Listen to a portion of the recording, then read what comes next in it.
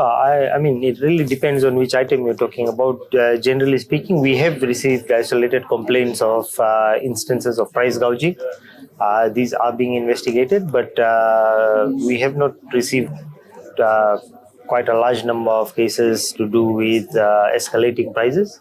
We have, however, continued our market surveillance, and through our daily market inspections, we found that, especially for non-price control items, prices had escalated previously and they have remained at those levels.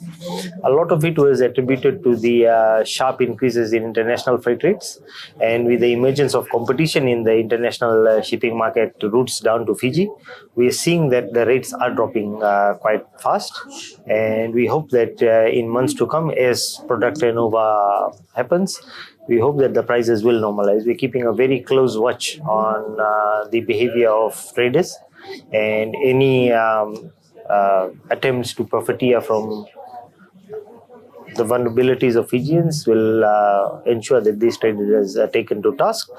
I think it's quite critical for everybody to understand that cost of living issues or escalating price is now a global phenomenon. It's not linked or tied to any particular government. I wasn't linked to the previous one, isn't attributed to the current one. There have been price reductions, and this is largely due to the movements in global demand and supply. Fuel prices had come down in the first 2 months of the year. They've gone back up. There are other products for which we have and services for which we have received submissions. We can confirm we've received some submissions from bus operators for increase in bus fares. We have been holding discussions with other members of the business community who are quite keen on putting in submissions. Again, we will ensure that we'll scrutinize any increases before they're passed down. We will scrutinize and see whether there is legitimacy of passing any increases. Now, largely, price control items have remained quite stable.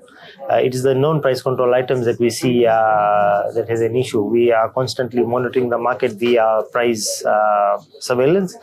As we speak, we've got teams in Lau and Yasawa. So we don't only focus here in the urban areas. We've got people out in the outer islands as well. Prior to this, we were in Nerai and Gau. The idea is that we must understand from the consumer level up. Every consumer has got their own vulnerability, and we must understand all of that before we put it into a national context.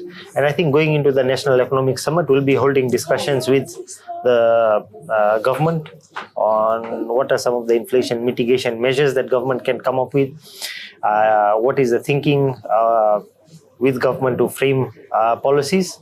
And I think it's the consultative approach by government is quite welcomed, and we will continue to engage with government as we have in the past to ensure that Fijian consumer and their rights are not impinged on.